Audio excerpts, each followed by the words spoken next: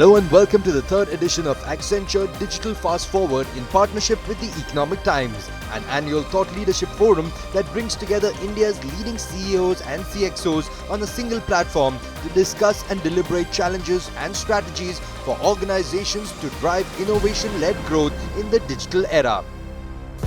Businesses now understand that disruption is not a passing phase, but an unrelenting force underscored by rapid changes in customer behavior and emerging technology.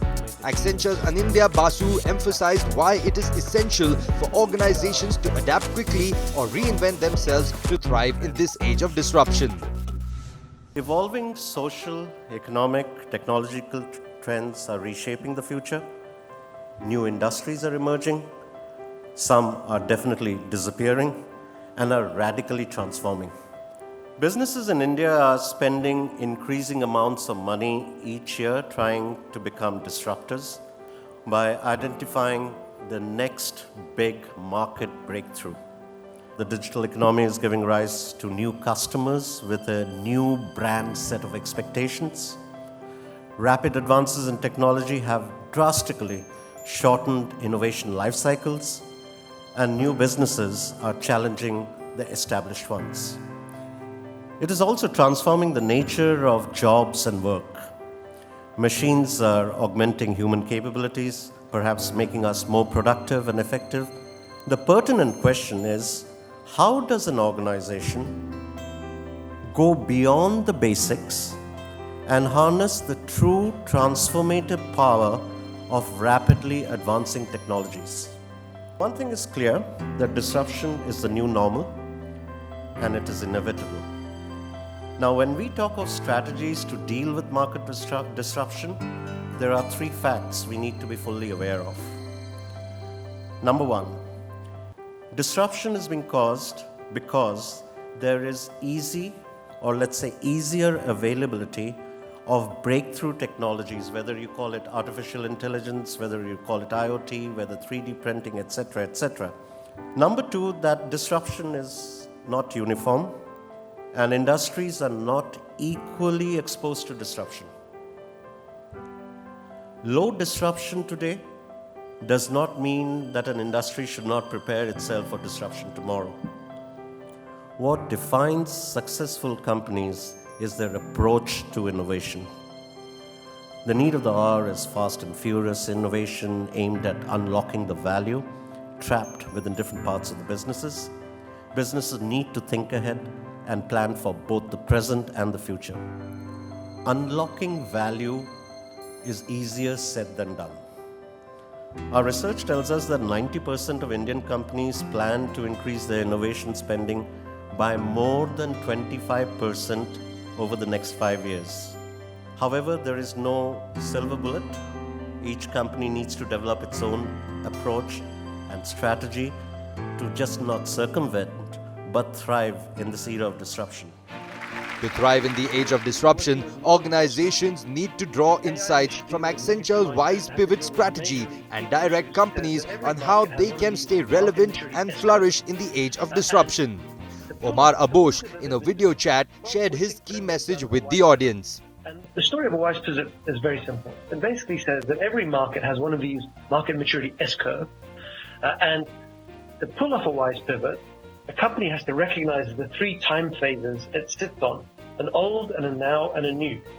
And it has to transform the core business of the old and the now to manage down cost and create investment capacity, and then has to take that fuel for the future by investing in scaling the now business in the new business. And that is essentially what a wise pivot is about.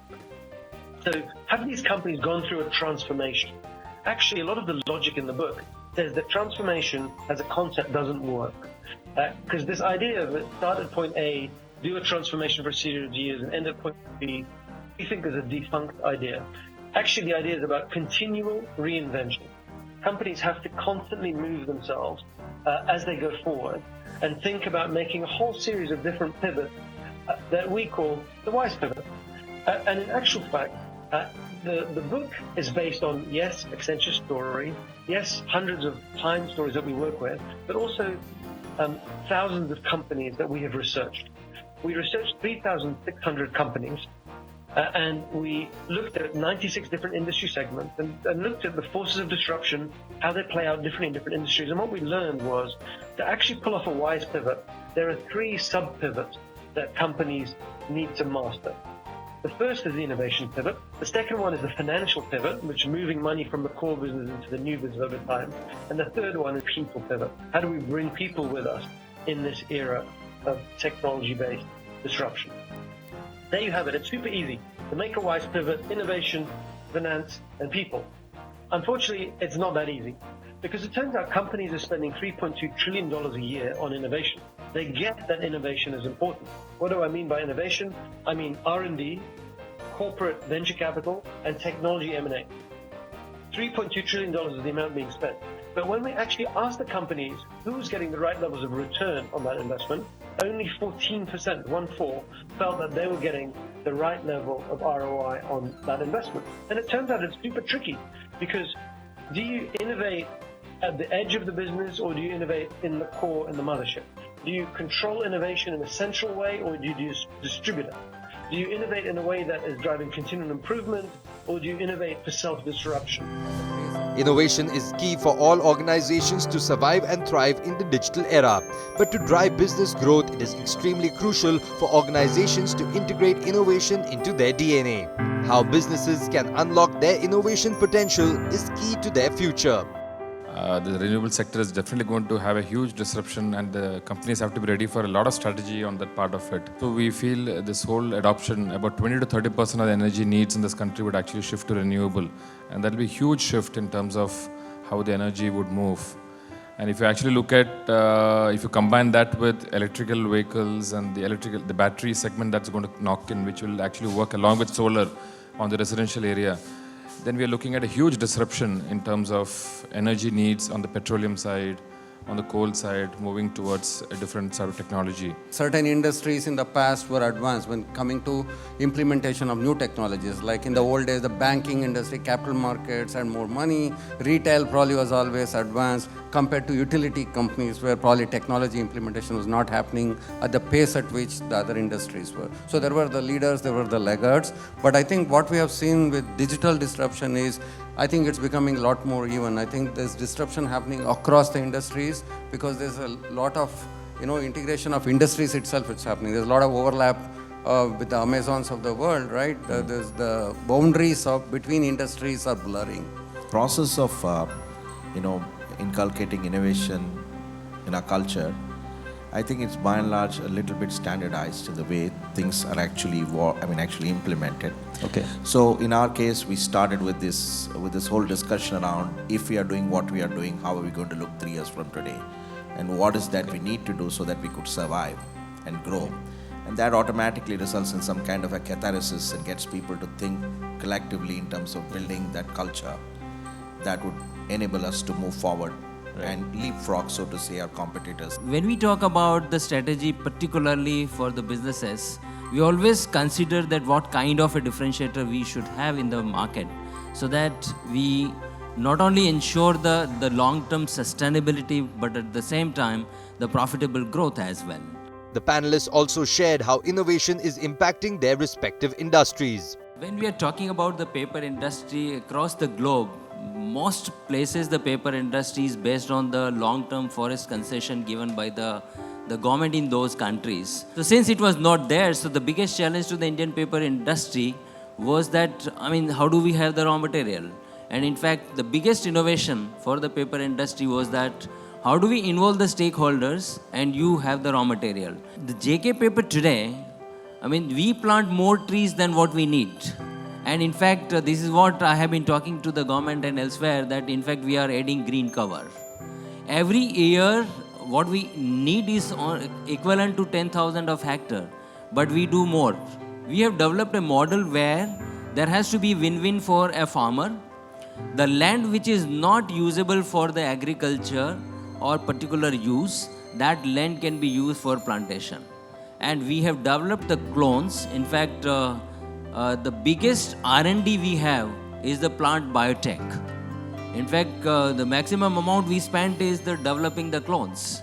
A tree which is grown in other countries, let's say in 5 to 7 years, we have clone which we can harvest in 3 years' time.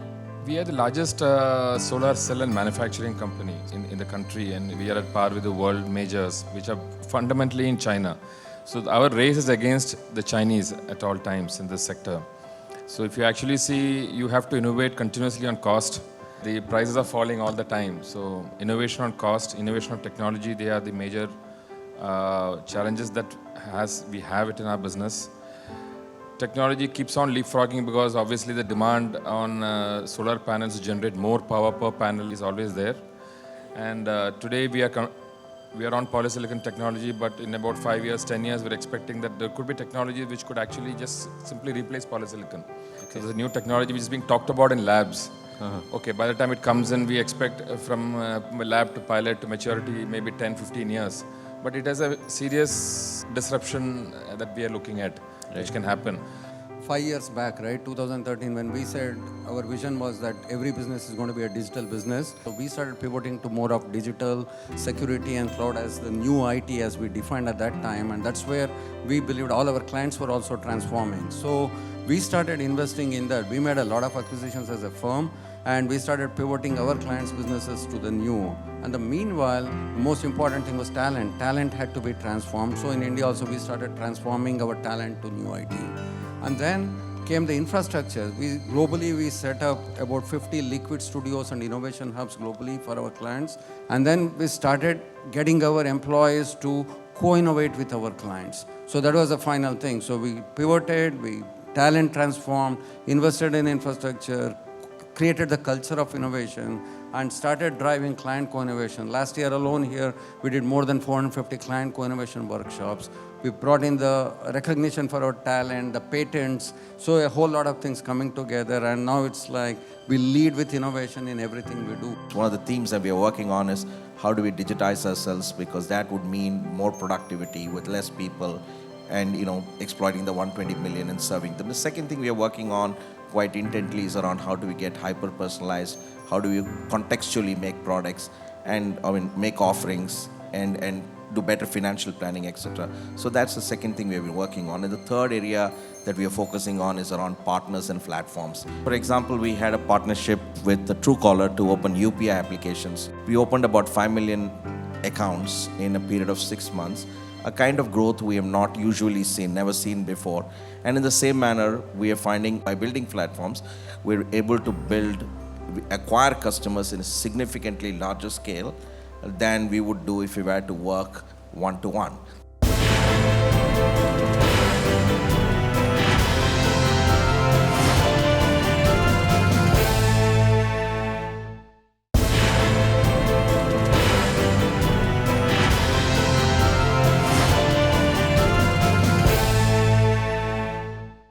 Emerging technologies are evolving at a rapid pace, putting extreme pressure on industries at large, with businesses being forced to adapt quickly or risk falling behind. Dr. Bhaskar Ghosh of Accenture shares how technology trends are impacting businesses.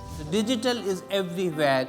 I don't see any company when I go and talk, they are not in the digital journey. When I look at this data of the technology hype cycle, it's very clear the technologies which were in the past, started in 60s and 70s and 80s, they were taking time to get matured. And more new technologies which are coming towards us, they are getting matured fast. What does this mean to all of us in the industry? What it means that if technology takes time to get mature, you also have the time to adopt, because everybody will take time to adopt. But if the technology gets mature fast, if that window of time is less, then you have to adopt the new technology faster, otherwise your competitors will beat you. It is not about the core technology, it is about every technology brings a new business model. And that is the role of the business leader, to understand that which technology will create your industry, your business in what ways. Question for all of us is that in your industry, what is this new technology means? It's a business model, we need to look at, for your industry perspective, what is the impact on the business model, what is the impact on the product. Second part is that, when we talk about the technology, what actually business expects from the technology. So what I believe is that primarily three things: experience, efficiency, and algorithm. Of course, it has to be secured, so security. So that is the expectation of business from the technology. It is not all about that acceptance of cloud, implementation of cloud, or implementation of AI, or implementation of data. Today, if you have to have a large-scale technology adoption, then you need to make sure you have to take the whole organization with you. You have to take care of Gen X, Gen Y, and Gen Z. The technology, when you adopt, it is not about the technology implementation challenges. It is about the culture. It's about the culture of the organization to adopt the technology. What we believe is the human and machine will be the future workforce. Human and machine will work together. Digital technologies have a significant impact on businesses, enabling better decision-making, improving productivity, and creating better connections with clients, employees, and the world at large. Yet, they also bring a unique set of threats and challenges. Rekha Menon of Accenture shared her insights on trust in the age of disruption. Trust has always been the cornerstone of all brands. I mean, there's nothing new about it. There's nothing new about trust and authenticity. So what is different? What's different really is that the world is interconnected in the digital world. And therefore, whether reports of tainted food or consumer data theft, trust incidents become quickly public and become quickly viral. The second element is, we heard about data-driven strategies, but that's a double-edged sword, because while it helps us make better decisions or improve outcomes, enrich lives, we've also seen some examples of poor data hygiene and poor technology management, which has resulted in fairly embarrassing data breaches and leakages. The other side of it also is that consumers, especially the millennial and the young, 80% of them will not do business with a company they don't trust. And then how do companies prepare?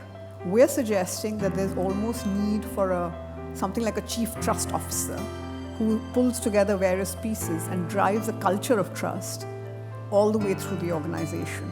There needs to be transparency, there needs to be data collected only at what's needed, and privacy has to be really part of the whole design. So again, can't emphasize enough why trust is the new digital currency. To accelerate business growth and productivity, companies are now leveraging the power of digital technologies, but the important question is how to leverage technologies in a way that creates disruption and gives a competitive edge. This is the first time that media got disrupted from being broadcast to being narrowcast. And narrowcast to a point being personalized to a single individual. And that really has changed the game of building either content or deploying technology or measuring ROI for advertisers for it. It's moving from being a B2B model to increasingly being a B2C model. Even though it is being monetized through advertising still in some form of fashion, that is also being monetized at a single user individual level. It moved from being panel-based advertising to user-based advertising. It moved from being content-driven to being technology-driven to being data-driven. Also, the device ecosystem changed completely, right? So what we see as television is not television anymore, right? Television as a device, as we see it, is possibly never going to die. It's only going to increase. But television as a distribution ecosystem may not exist a decade from now, right? Distributed through pipes, through cable operators, through DTH operators, in a linear format may not exist. As a teacher, we are in the business of transforming people. And humanity has taken 1 million years to evolve. People don't change as easily as businesses can change. So, particularly when you talk about education system, which of course has its own problems, but I can see a lot of changes that are happening. There is a very strong push going forward in the next 5 years to train teachers in large numbers on how to use technology effectively for enhancing learning web. Going forward, because the changes are happening in technology and everything rapidly, I think what is required is to improve the learnability of an individual. And that learnability improvement can be done by actually encouraging every learner to keep trying new things, to keep attempting to solve problems innovatively and so on. More and more consumers are moving online, and I think we clearly see that trend that today, whether it is mobile devices or websites, there are more and more consumers which are coming online and trying to buy products and services, which is going to change the way people and communities are going to buy insurance or get served about these products. But that's something that is happening across industry. It's not something that is happening only to insurance, it's happening across. Risk is getting now demystified because digital is able to give footprint of the consumer from many perspectives in terms of where do they stay, how do they drive, how many days in the city they are, how many of them use Uber and Ola and therefore don't use their car, etc. So that level of information is going to disrupt the way pricing is going to be done, and therefore there isn't a very far future that everybody in this audience, hypothetically if they had the same car, would have a unique price which is exactly to them. Accenture Digital Fast Forward ended on a high note by charting out a path on making it possible for enterprises to lead with innovation and pivot to the new in the age of digital disruption.